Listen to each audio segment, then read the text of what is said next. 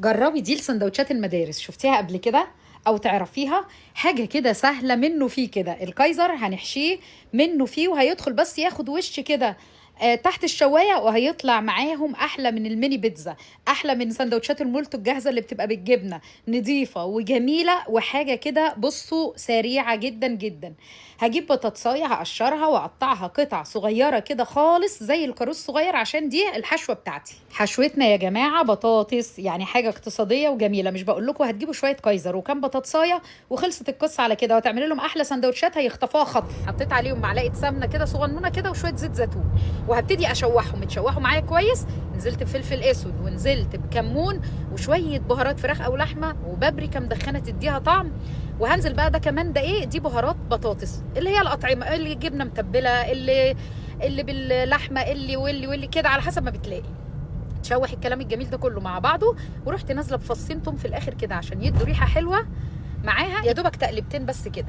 وبعدين نزلت بقى بشويه ميه وغطيت وهديت النار عشان البطاطس تستوي. شربت بقى الميه بتاعتي بالبهارات الجميله دي كده، وهختبر البطاطس. بصوا اهي بالسباتيولا اللي هي الناعمه دي اتكسرت كده خلاص. هنزل اخر حاجه بقى بكام بيضايه كده على حسب عدد افراد الاسره. انا نزلت بحوالي 5 بيضات، ده بلدي صغنن يعني، يعني عايزه تنزلي باربعه باتنين بتلاته براحتك. وبعد كده نزلت بقى بكزبره خضره كده على بقدونس في الاخر خالص. وخلاص على كده، وظبطت ملحي. عايزه تكتفي بالحشوه دي على كده زي الفل والله، غموس تحفه. كان عندي بقى كام حته سلامي او لانشون كده، قطعتهم كده علشان خاطر تعمل معايا طعم كده حلو في البطاطس كده، اكني اكلتهم لحوم يعني، بضحك عليهم. وقفلت على الحشوه. وتعالوا بقى، جبت الاطباق التحفه دي اللي جايباها من برايتز هاوس، طقم العشاء ده تحفه ان شاء الله باذن الله. ده هيبقى، ده هينزل لكم بقى مفصل بحلقه كده تفصيل للعرايس. بورسلين فتحي محمود، حاجه خطيره. شايفين ذوقه ورقته؟ ده انا هدخله الفرن كده. ايه اللي محتاج تفاصيله يقول لي على ما اعمل عليه ريفيو كامل ان شاء الله، وهعمل بيه وصفه تانية. بس حبيت اتكلم عنه كده كلمتين عشان ايه، انا اوريكم جماله. وكمان العرايس اللي بتسالني كتير على الحاجات الحلوه دي، ده من برايتز هاوس، وعاملين تخفيضات حلوه جدا عشان خاطر جمهور مطبخ ماما. بصوا بقى، هجيب بقى الكايزر زي ما انتم شايفين، هفتحه كده فتحه بسيطه كده، وهتك عليه، انزل كده الغطا بتاعه تحت عشان يبقى تخين كده وسميك لما احط عليه الحشوه. وحطيت الحشوه كبستها فيه كده، مليت كده الطاجن ده بقى زي طاجن.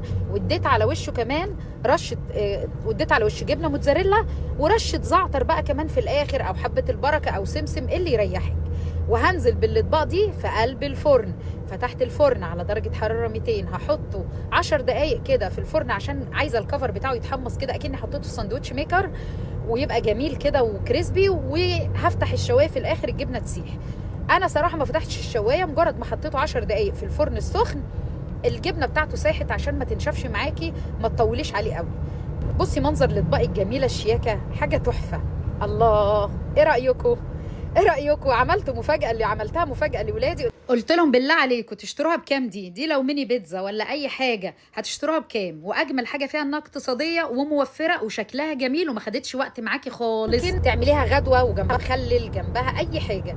العيش جميل جدا كريسبي وطعمه حلو وفيه قرمشه، والحشوه تحفه، والجبنه سايحه ونايحه. يلا بقى جربوها وهتدعوا لي، وهو يوم وعدى. وخدي فكره واعمليها الغدا بكره. ما تحرمنيش من كومنت حلو زي قلبك لو الوصفه عجبتك، وشير عشان الناس تستفاد بالوصفات دي وتبقى في ميزان حسناتي وحسناتك. واترككم في رعايه الله، واقول لكم السلام عليكم ورحمه الله وبركاته. اغلى واحب اخوات لي. ما ننساش طبعا كالعاده ندعي لاخواننا، لانه ده حق علينا. ربنا ينصرهم ويحفظهم ويحفظ مصر وسائر البلدان، ويزيل الغم عن الامه يا رب العالمين.